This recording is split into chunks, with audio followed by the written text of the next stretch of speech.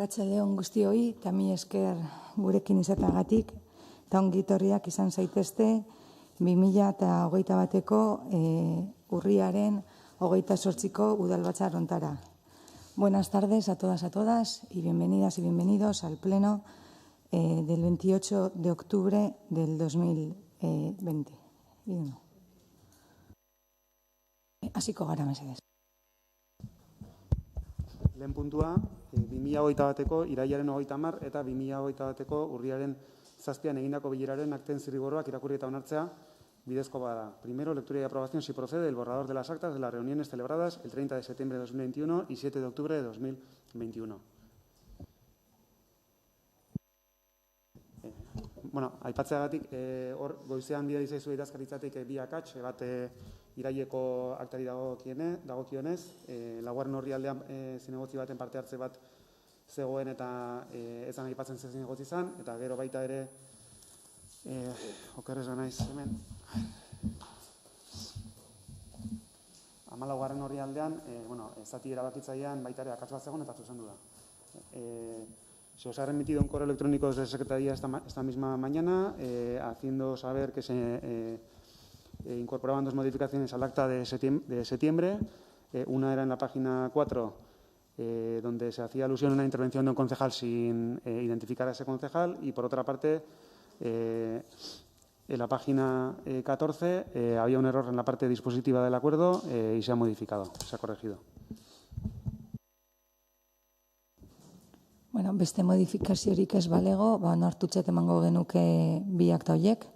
Si no hubiera ninguna otra modificación, daríamos por aprobadas las dos actas, ¿bai? Vale, eskerrik asko. Bigarren puntura. Bigarren puntua, Beterri Buruntza Mankomunitateko estatutuak behin betiko izaeraz onartzea. Segundo, aprobación definitiva de los estatutos de la Mancomunidad Beterri Buruntza. Bai, hemendik bakarrik aipatzea irizpenan 3 puntu daudela, baina bigarren puntua ez degula oraintxe bertan onartuko, hain zuzen ere, 3. puntuan, injustu gai honi buruz hitz egingo degula, orduan bakarrik, izango litzateke lehenengo puntua izango litzateke Beterri Buruntza Mankomunitatearen estatutuak behin betikoz onartzea, eta 3. puntua noski akordionen berri ordezkari gisa izanutako zinegotziei Hernani, Astigarraga, Urnieta, Usurbil eta Lasarte Oriako udalei eta batzorde kudeatzaileari ematea azken honetako lehendakariak behin udalek akordio guztiak hartuta erabakia eta onartutako eskatu duen testua Gipuzkoa Alderdi ofizialean argitara ditzan. Decíamos que en el dictamen hay una matización que hacer porque aparecen 3 puntos, pero en este momento solo se someterían a votación los dos, el primero y el tercero. El segundo no se somete a votación, puesto que se va a tratar del mismo en el siguiente punto del orden del día del Pleno.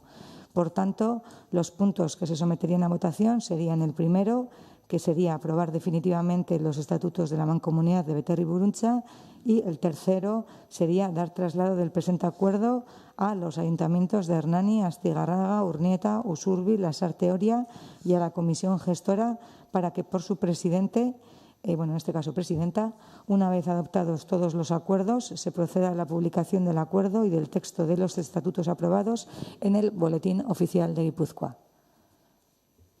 Interbentziorik ez balego orduan, jarriko genituzke gaiak bozkatzera, aldekoak.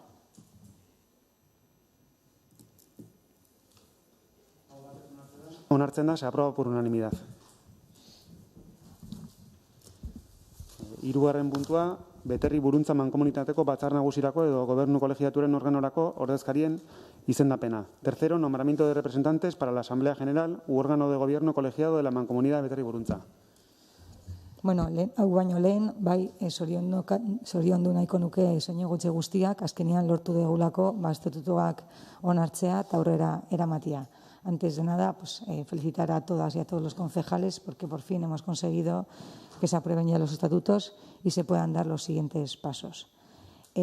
Puntu hontan, bi proposamen daude eta,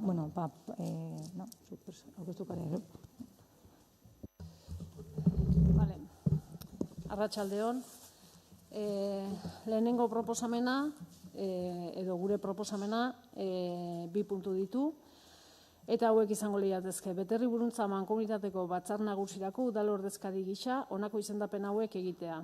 Titularra, Maider Lainez eta bere ordezkoa Petri Romero, eta bigarren titularra Mari Jose Itagirre eta ordezkoa Alexander Guizi. Eta bigarren puntu bezala, akordio honen berri, ordezkari gisa izendatutako zinegotziei, Hernani, Astigarraga, Urnieta, Usurbil eta Lasarte Oriako udalei eta batzorde kudeatzaileari ematea. Azken honetako lehendakariak, behin udalak akordio guztiak hartuta, erabakia eta onartutako estatutuen testua Gipuzkoako aldizkari ofizialean argitara dezan. Hau da, gure proposamena. Bai, esan bezala, baita ere, EH Bilduk aurkeztutako beste proposamen bat dago. Como se ha dicho también, hay una segunda propuesta presentada por parte de EH Bildu. Bai, guk beste, arratsaldeon denengo, guk beste proposamen bat egin dugu, zeren gure ustez, Andoainek badauka berezitasun bat, da udal gobernuan dauden alderdiak hauteskundetan bigarren da hirugarren gelditu alderdiak dira, eta zuek proposatutako ordezkaritzan edo lehenengo indarra kanpoan geldituko ditzake. Orduan, gure proposamena da udal gobernuak edukitzea ordezkaritza bat, eta bestea izatea lehenengo indarrak. Horrekin, gure ustez, ordezkaritza zabaldungo genuke, eta 17tik gutxienez 16 ordezkatuta egongo dira. Eta beste modu horretara, soilik ulertzen dugu 9 izango dute da ordezkaritza. Horren, gu proposatu duguna, udal gobernuaren izenean, alkatea izatea, logikoki, alkatea izatea ordezkari bat, eta bestia, Jon Zulueta izatea, lehenengo indarraren ordezkaritza gisa. Ez dugu aztu behar gaina, mankomunidade hau iritsi gehan punturaino iristeko, bai aurreko legealdian, Jon Zulueta egontzan hor buru, legealdi hontan jarraipen eman dio Mari Jose Izagirrek, eta iritsi gehan nolait esan egoera hontara edo, azkenean guztion ekarpenekin, ez? Baita ere esan beharra dugu, rotatiboki alderdi guztietako ordezkariak egon dira da bain arte, ulertzen dugu fase hontan egonkortasun bat emateko rotatibo ezingo duke da izan, baina iruditzen zaigu garrantzitsua da ordezkaritzak ahalik eta zabalkunde gehiena izatea. Eta horregatik guk proposatu beguna, izan da, udal gobernuak Maider Lainez titularra izan da ordezkaritzat izatea, eta lehenengo indarrak beste bat, Jon Zulueta izango ditzakena titularra, eta ordezkoa Teresa Santana, esan dugun bezala, leheno rotatibo egiten zen, eta dene parte hartu zuten, orain ulertzen dugu ezin dela, baina guztiok modu ordezko edo titular bezala denok ordezkaritza izan dezagun.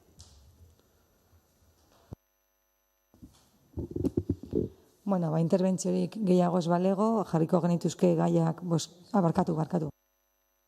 Sí, bueno, nosotros, nuestro grupo, no está de acuerdo con la propuesta que se ha hecho, la primera propuesta que hay, ¿no?, con la que hicisteis vosotros, porque, bueno, en todo caso, pensamos que es injusto y no es equitativo, ¿no? Por eso vamos a votar en contra, está claro. Sí que queremos agradecer al grupo EH Bildu, pues por haber tenido en cuenta, por lo menos, por haber tenido en cuenta a nuestro grupo, que de alguna manera quede visibilizado de alguna forma, pero, y lo agradecemos, yo ya he comentado que os agradecía el gesto, ¿no?, por la deferencia que habéis tenido, pero tampoco podemos votar a favor porque, claro, no es ahora, esto va en un futuro. Y los compañeros o las compañeras que vengan detrás no creo que entendieran, que votar a favor de una cosa en la que ya una vez más quedamos totalmente invisibilizados. Porque eso está muy bien poner como suplente, pero seguramente pasarán años y a lo mejor ni es efectivo ni es real, porque a lo mejor no se va a poder acudir a ninguna de las reuniones. Entonces, como gesto de agradecimiento por habernos tenido en cuenta, nos vamos a abstener, pero bueno, queríamos un poco que se supiera el porqué. De todas maneras, no nos parece justo, porque está claro que, de alguna manera, los representantes tenemos que estar visibles en todos los sitios de la manera, no sé, habrá que hacer un encaje y de la mejor manera posible que todos podamos participar, porque al final yo creo que es totalmente injusto, porque no es nada equitativo que encima el que menos tiene se le quiten todos los medios, todas las herramientas, como se está haciendo, bueno, en la vida cotidiana. A mí me está pasando en el día a día, ¿no? Y al final, pues todo lo que en un momento dado podías llegar, pues no llegas, porque no tienes ni herramientas ni nada como tenéis el resto.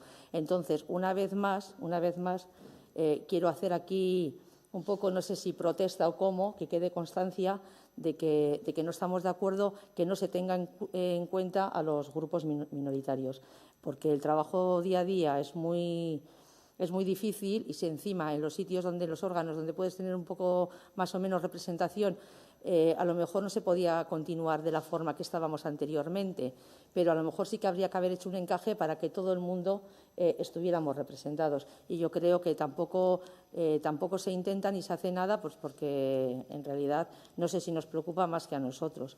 Entonces, bueno, pues sí que quiero que quede constancia de eso. Bale, ni bakarrik komentatzearren zerbaitetan ados gaude.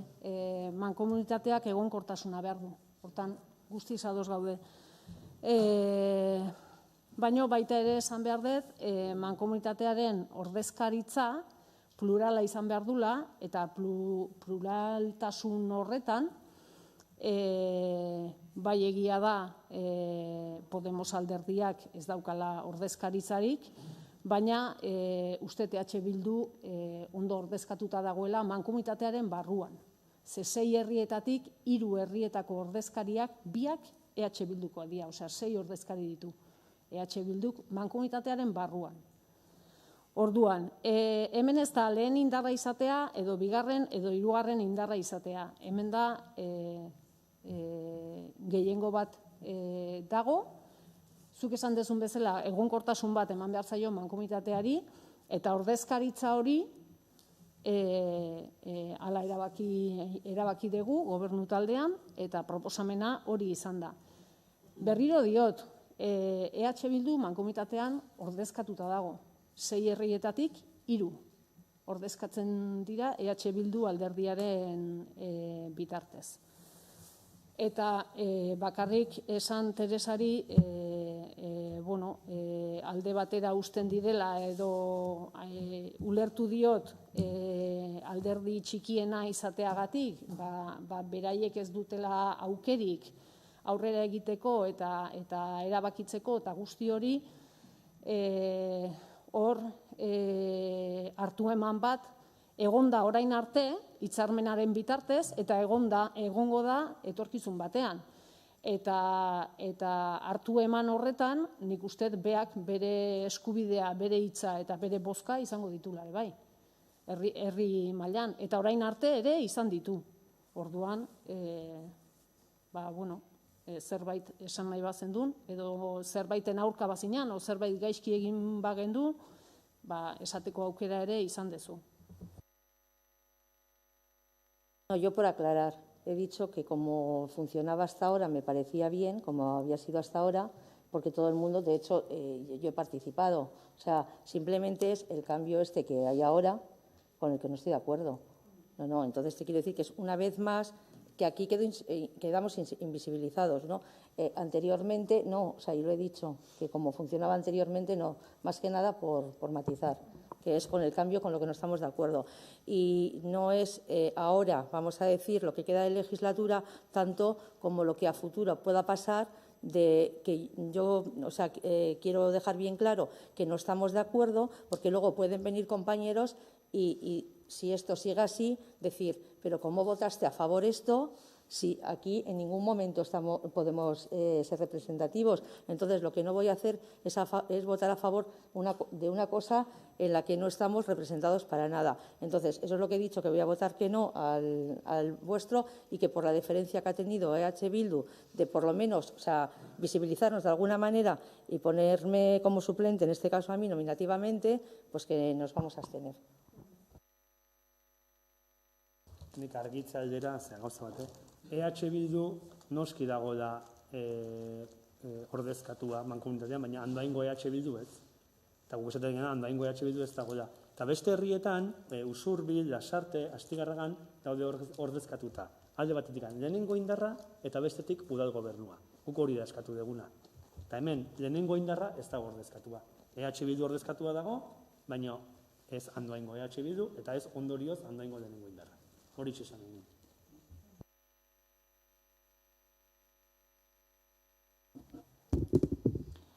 Bueno, interbentziorik gehiago ez balego, jarriko genuke gaiak bozkatzera, lehenengo proposamena bozkatzera jarriko dugu, hau da, titularra Maider Lainez izatea, suplente Petri Romero, eta beste titularra Mari Jose Izagirre, suplente Alexander Huitzi.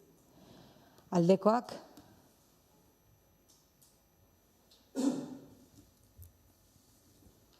Kontrakoak? Markatu.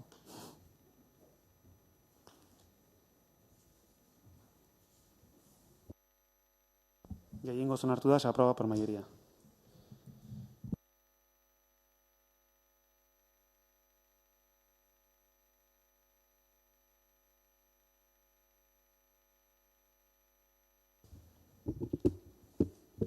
Bakarrik orduan komentatzia, bigarren proposamena ja ez dela bozkatuko. Markatu. Batzordean, okerrez banaiz, hitz egin zenuten, eta erabaki izan, bozkatzen baldin bazan udal gobernuaren proposamena, eta onartzen baldin bazan, automatikoki erortzen zala alternatiboa edo. En la Junta de Portavoces se decidió, si no me equivoco, que si se votaba en primer lugar la propuesta del equipo de gobierno y si era aprobada, decaía automáticamente la de la otra alternativa.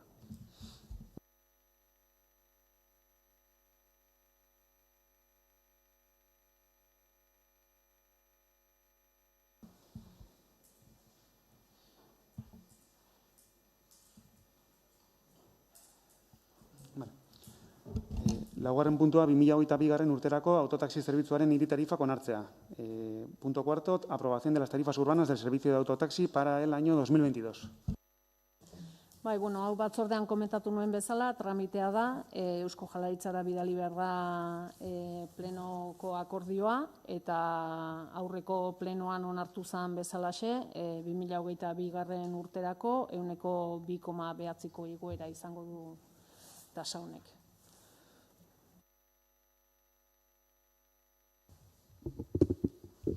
Interbentziorik ez balego, jarriko genuke gaia bozkatzera, aldekoak? Bat ez onartzen da, se aproba por unanimidad. Bosgarren puntua, 10/2021 zenbakiko kreditu aldaketa expedientea onartzea. Quinto, aprobación de expediente modificativo de crédito número 10/2021. Kasu honetan kreditu transferentzia bat izango litzateke, 4.400 eurokoa, eta izango litzateke, enbatik datorren proposamena, Euskararen elikaduratik, esandakoa, 4.400 euro, puntxuka, bertso eskolara pasatzera, azken finean, eskatzen digutelako, hitzarmen zuzena izan behar duela eta partida zuzena izan behar duelako. Decíamos que se refiere a una transferencia de crédito por un importe de 4.400 euros que viene desde el departamento de EMBA, de Euskera, por la cual pasarían 4.400 euros de la partida de Euskararen elikadura a la partida Puntxuka Bertso Eskola. El motivo principal es que os pide que al ser un convenio específico, pues requiere que tenga una partida propia y en su caso pues se realiza así. Ez dakit, zertzebait gehiago puntualizatu nahi dezuen. Interbentziorik ez balego orduan, jarriko genuke gaia bozkatzera, aldekoak? batez onartzen da, se aprueba por unanimidad. Seigarren puntua, 12.021 bat zenbakiko kreditu aldaketa espedientea onartzea. Sexto, aprobación de expediente modificativo de crédito número 12-2021. Bai, kasu hontan kreditu gehigarria da, hau da, gehitu behar ditugula dirua, eta orduan gerakinatik etorriko litzateke dirua. Osotara edo guztira izango liratezke 452.000 euro. Kale garbitzaileko bestelako osagarriak, haurtzaindegia berareizko osagarria, beste osagarri pertsonal haurtzaindegiko, kale garbitzaile labor oinarrizko ordainketak, gizarte zerbitzutako labor oinarrizko ordainketak, kirola labor oinarrizko ordainketak, hau da, orain arte langileriako partidak izango liratezkenak, eta gero, finko eta mugikor telefonua, Ibiur urtegiko zerbitzua, hiltegiare ekarpena eta kiroldegiko argindarra. Esan bezala, guztira 452.000 euroko kreditu gehigarria. Decíamos que, por otra parte, en este caso se trata de un crédito de adición que va a venir del remanente que determina el Departamento de Hacienda, teniendo en cuenta que estamos ya a finales de octubre y viendo un poco la situación de las partidas para ajustarlas y que no haya ningún problema de aquí a final del año. Las primeras partidas corresponden al área del personal, a kale garbitzaileak, a barrenderos, a la guardería, a servicios sociales y a deportes en un importe más pequeño. Por otro lado estarían la partida de telefonía y luego Ibiur Servitzua, es decir, la partida que va a corresponder al agua, Hiltegi Irari Ekarpena, es decir, la aportación, gracias, que hacemos al matadero, y por último la luz del polideportivo. En total supondría un importe de 452.000 euros. Jakina da aurreko udal batzetan ere gure iritzi eman dugu kreditu aldaketen inguruan. Aurreko adibidez hitzarmen baten ari da zan, eta guk hor aldeko botu eman dugu, ondorengoan ere emango dugu, baina kasu honetan ikusten dugu badaudela partida batzuk aurreko zitizkenak eta gastu korronteari dagozkionak diala, eta orduan aurkako botu emango dugu.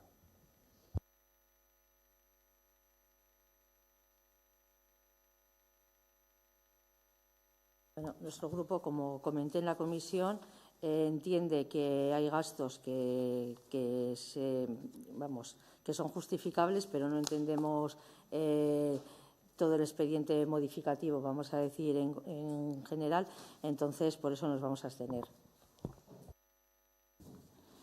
Bueno, como se hizo también en comisión, se explicaron todas las partidas.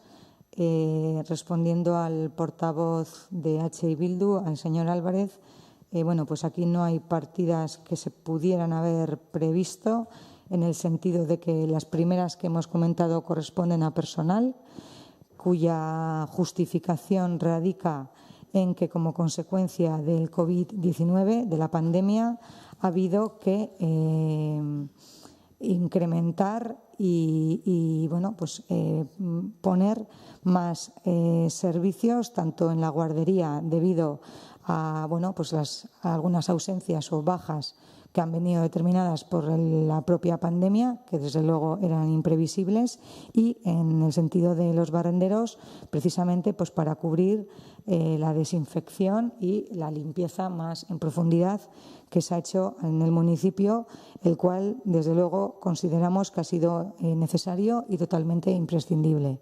Respecto a la partida de telefonía, este incremento es debido a que una actualización del contrato de esta misma compañía, que bueno, pues había ya varios años que no se había actualizado y que en consecuencia pues desde la misma compañía nos dijeron que ya no iban a sostener más esa diferencia y que en consecuencia tendríamos que hacer. Por otro lado, la partida de IBIUR correspondiente al agua, como ya comentamos, hay una factura que presentan ellos que corresponde al final del año de 2020, pero la presentan a primeros de 2021 con fecha de 2021, con lo cual tenemos que asumirla con el dinero del 2021 y como no sabemos qué va a pasar a finales de año, pues por si acaso preferimos pues, curarnos en salud, como se suele decir en estos casos, y tener previsto ese dinero. En cuanto a la aportación que se hace al matadero, como se sabe, todos los años es un importe que es variable, que se va definiendo a lo largo del mismo año en la comisión correspondiente que se decide a nivel de comarca, que no se decide en Andoain, con lo cual pues, bueno, pues también estamos sometidos a esa aportación que se determina entre todos los pueblos de la comarca. Y por último, la partida de la luz, pues todos sabemos que este año bueno, pues los precios están siendo incrementados bastante y en consecuencia pues, bueno, tenemos lógicamente que prever una posible subida y por eso lo hacemos. De todas maneras, indicar que son subidas que se proponen pues eso, pues para garantizar que antes de final de año no haya ningún problema financiero con ninguna de ellas.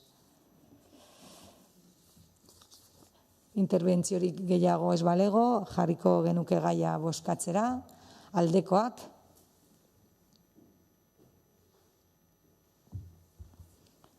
kontrakoak, abstentzioak. Gehiengoz onartzen da, se aprueba por mayoría. Zazpigarren puntua, 13/2021 zenbakiko kreditu aldaketa espedientea onartzea. Séptimo, aprobación de expediente modificativo de crédito número 13/2021. Bai, kasu hontan baita ere kreditu transferentzia da, 11.500 eurokoa, kasu hontan kultura batzordetik dator proposamena, Basteroko kulturgunean, auditoriunean, dakagun kanoia, bueno, 2003 urtekoa da, eta aurreikusten zen, bada espa ere, komenigarria zala, beste bat erostea, eta horrexegatik proposatzen da hain justu partida hau sortzea. Sortzeko hortan, egiten dana da, beste partida batzuetatik, dirua hori hartu. Hain justu izango liratezke, aurre eskolako ekipamendu partidatik 4.000 euro, musika eskolako ekipamendu partidatik 5.500 euro, eta liburutegiko ekipamenduko partidatik beste 2.000 euro. Osotasunean eta esan bezala, guztira 11.500 euro. Decíamos que en este caso se somete a votación un crédito de transferencia por importe de 11.500 euros que viene como propuesta de la Comisión de Cultura, debido a que disponemos de un cañón en el auditorio de Bastero Kulturgunea que es de 2003 y que bueno, pues, queremos ser previsores y ante un posible fallo pues tener ya otro de sustitución y en consecuencia se propone la compra de este nuevo. Para ello se utilizan el dinero de otras 3 partidas que se sacarían. El primero de aurreskolako ekipamendua, es decir, el equipamiento de la guardería, se sacarían de ahí 4.000 euros de esa partida. 5.500 euros de la partida de equipamiento de música escola y 2.000 euros de la partida de equipamiento de la biblioteca. En total, como se ha dicho inicialmente, sería una partida nueva de 11.500 euros.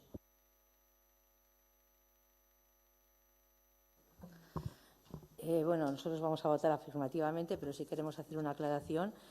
Tenemos claro que es una necesidad, porque el cañón, por lo que explicaron en la Comisión de Cultura, en cualquier momento puede fallar y, claro, no se puede estar sin un cañón, pero sí nos preocupa que casi todas las partidas, bueno, las partidas principales de las que se ha sacado son de educación. Entonces, pues eso sí que nos parece que hay que intentar cuidar también un poco el presupuesto que tenemos para las cosas que son de educación, para los equipamientos y lo que sea. Entonces, que sí que nos hubiera gustado que fuera de alguna partida más, vamos a decir, más directa, que fuera de cultura que no de educación.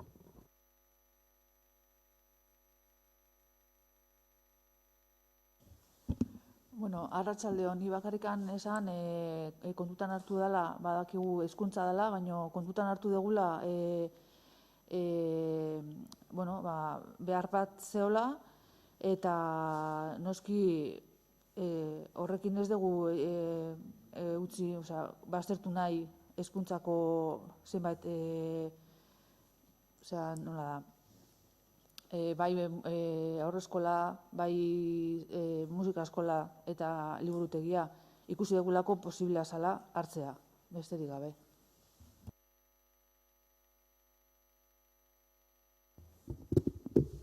Interbentziorik gehiago ez balego, jarriko genuke gaia bozkatzera, aldekoak.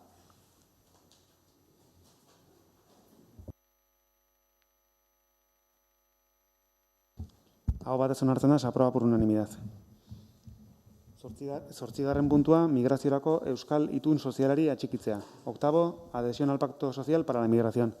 Hemen bai aipatu, Budalabatzako deialdia egintzen momentuan etzegoela gaia diktaminatuta, eta ondorioz indarreko araudiak eskatzen dula gaia eztabaidatzen hasi aurretik gaia gai zerrendan sartzea berrestea. En este tema, en el momento de la convocatoria del Pleno, el asunto no estaba dictaminado y en esos casos la normativa exige que antes de iniciar el debate del asunto se ratifique su inclusión en el orden del día.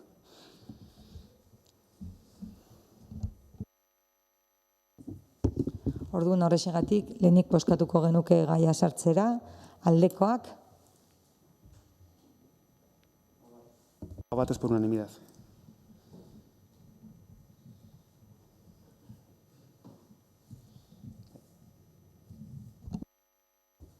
Vale, orduan orain bai, sartuko ginateke ja asunton bertan. Migrazioko euskal itun sozialari atxikitzeko proposamena izango litzateke, es decir, la propuesta de adhesión al Pacto Social Vasco para la Migración. Ondo iruditzen bazaizue, izenburua jaso nahiko genukeen eskaintzea da, hau da, ofrecer lo que desearíamos recibir, eta, batetik abia puntuatik hasiko nintzateke. Abia puntuak, eta ez luzatzeko gehiegi, elebitan ingo dugu, eta zuzenian biak erabatera. Abia puntuak, migraziorako euskal itun sozial hau sinatzen dugun pertsona, entitate eta erakundeek ondorengo abia puntu hauek partekatzen ditugu. Lehenengoa, premisa politikoa, hau da, pluraltasuna. Dibertsitatea gure historiaren eta nortasun kolektiboaren funtsezko zatia da. Beste kultura eta jatorri euskal gizartea defendatzen dugu. Kulturarteko pluraltasunaren balioekin konpromitututakoa eta herritartasun inklusiboa eraikitzen lagunduko duena. La segunda premisa sería una premisa ética de solidaridad por la cual los nuevos retos migratorios constituyen una interpelación ética que apela a la solidaridad, la no discriminación y la equiparación de derechos y obligaciones de las poblaciones inmigrante y autóctona y que asumimos en clave de compromiso compartido. Eta hirugarrenik premisa pragmatikoa, hau da beharrizana. Euskal gizarteak familien babestarako politikez gain immigrazioa behar du. Lanaren eta demografiaren inguruko beharritzanei erantzun ahal izateko. Euskadiren ondorengo hamarkadeko hazkundeari dagokionez, immigrazioa onerako izango da. Eta guk aukera gisa helduko diogu gai horri. A continuación leeríamos las opciones transversales. Quienes suscribimos este pacto coincidimos en hacer nuestras, en la medida de nuestras capacidades y competencias, las siguientes opciones transversales. Primera, convivencia.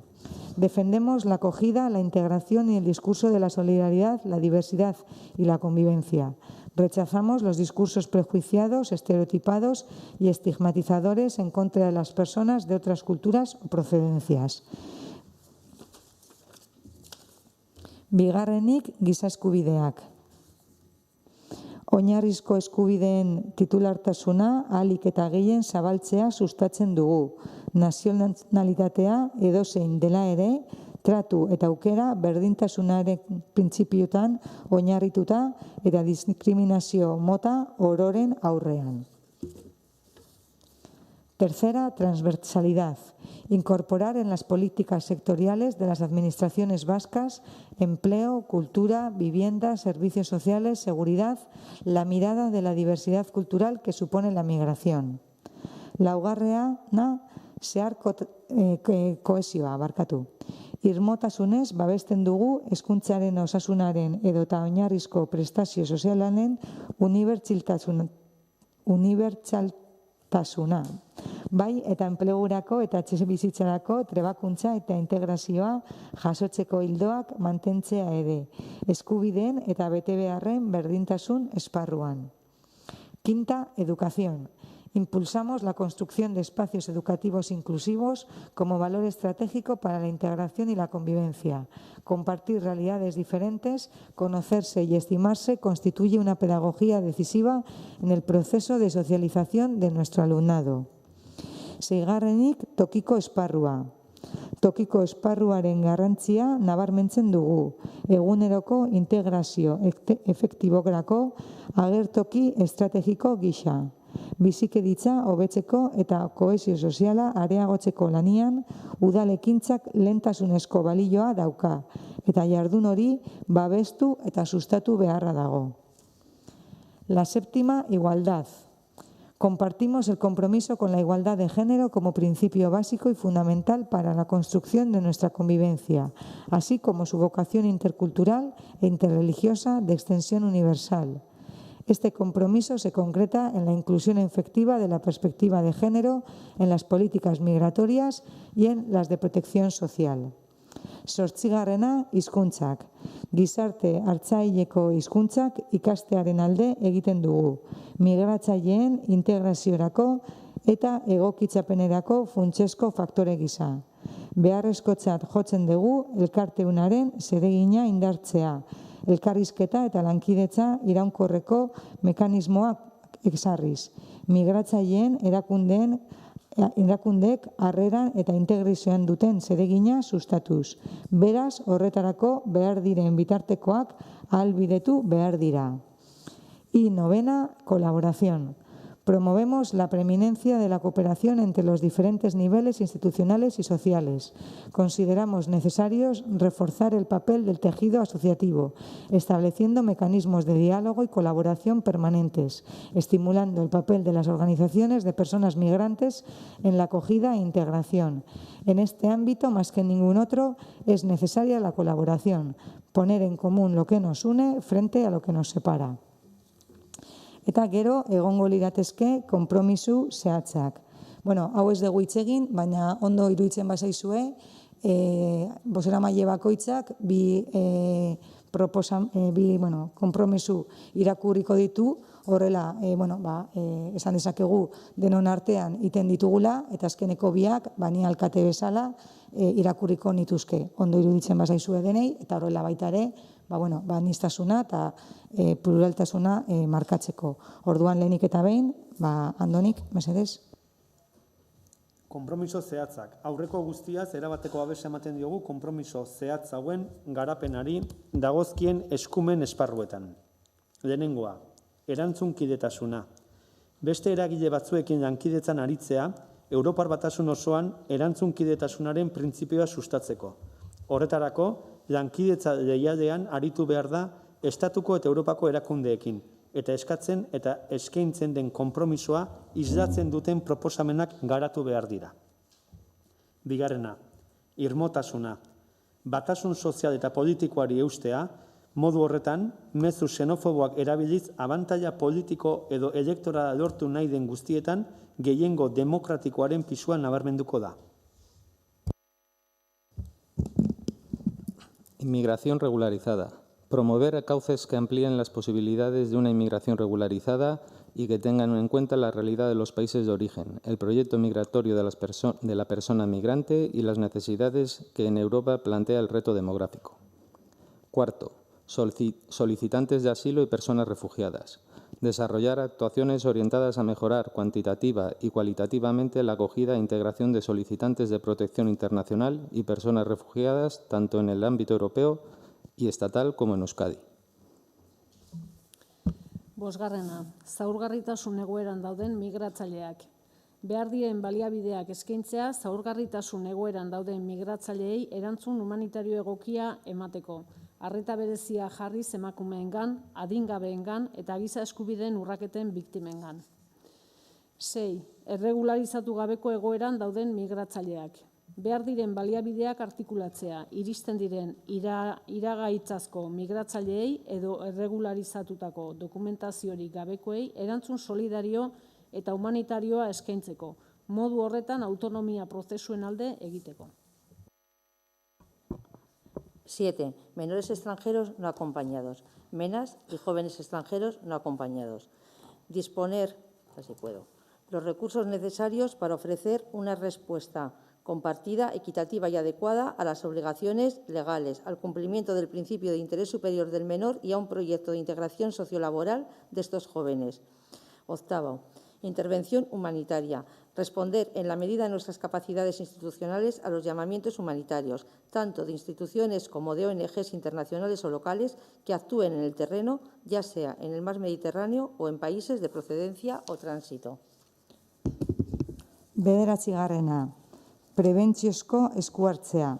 Lankidetza proiektuak babestea edo garatzea, migratzaileen jatorrizko herrialdekiko pobreziaren, bidegabekariaren eta desberdintasunaren zergaitiak eraldatzeko eta herrialde horietako giza kapitala eta indarguneak sendotzeko. Y 10. Cultura de convivencia. Compartir una cultura de convivencia basada en la solidaridad, la corresponsabilidad y la defensa del pluralismo, los derechos humanos y la igualdad, así como en el rechazo a cualquier forma de racismo o discriminación. Orduan, jarriko genuke gai hau bozkatzera. Aldekoak.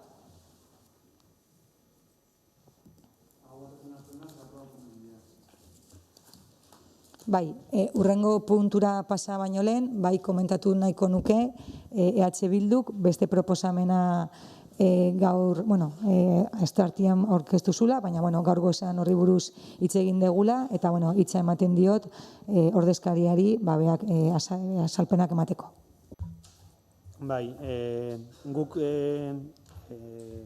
itun honekin bat egiten deun arren, guk itun hau osoagoa edo zehatzagoa izan zedin 3 puntu gehitu nahi genitun, eta alaxe aipatu genuen astearteko gizarte zerbitzutako batzordean, baina egia da emaila bialdu degunetik beste alderdiek ez dutela nahiko denbora izan gure puntua behar da bezala aztertzeko, eta orduan bat egin dugu eta ikusiko dugu hurrengo plenora ekarriko dugun edo ze formu dengo dugun.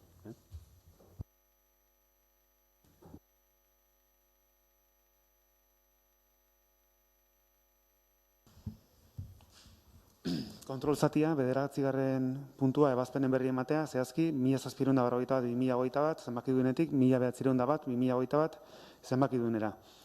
Parte de control, 9, dar cuenta de las resoluciones comprendidas entre la número 1741-2021 y la número 1901-2021.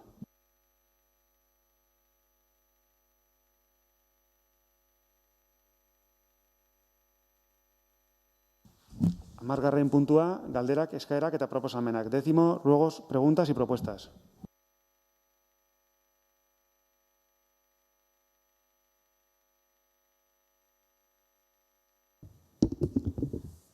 Orduan, galderarik erregurik ez balego, bukatutzat emango genuke gaurko udal batzarra, eta,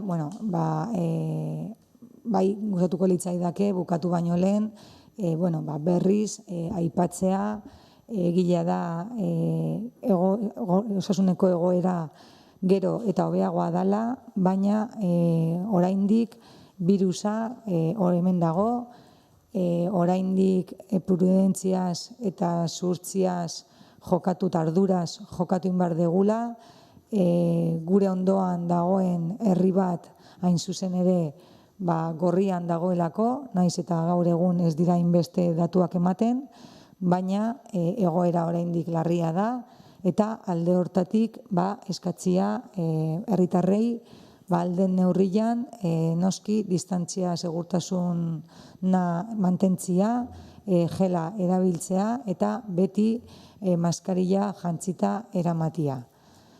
Decíamos que, bueno, como no hay más ruegos y preguntas, pues damos por finalizado el pleno de hoy, pero no sin antes querer mandar un mensaje de que es verdad que la situación sanitaria está mejorando con la vacunación, es verdad que los datos son mejores, pero todavía debemos actuar con prudencia y con responsabilidad. Tenemos un municipio muy cercano al nuestro que en estos momentos lo está pasando mal, que vuelve a estar en rojo, aunque es verdad que no se dan ya diariamente todos los números. En consecuencia, pues pedir a toda la ciudadanía que actuemos con responsabilidad y prudencia para que, garantizar la seguridad sanitaria colectiva de toda nuestra población. Así que mila esker, datorren plenora arte. Mila esker. Bai aipatzea barkatu urrengo plenoan azarokoa dala eta normalki dakizuenez plenoa 7:00 iten degula, baina hain justu egun hortan azaroko 25 dala, hau da, biolentzia matxistaren eguna, eta horrexegatik ziurrenik pizkatxo bat aurreratuko degula plenoaren ordua. Decía que, por último, sí que mencionar que el próximo pleno nos coincide con que es el próximo jueves de noviembre 25, que es el Día de la Violencia Machista, que suele coincidir con el acto central que se hace al respecto, y en ese sentido, pues que probablemente lo anunciaremos cuando se acerque la fecha, pero probablemente se adelante la hora del pleno. Eta, hornekin orain mila esker eta hurrengora arte.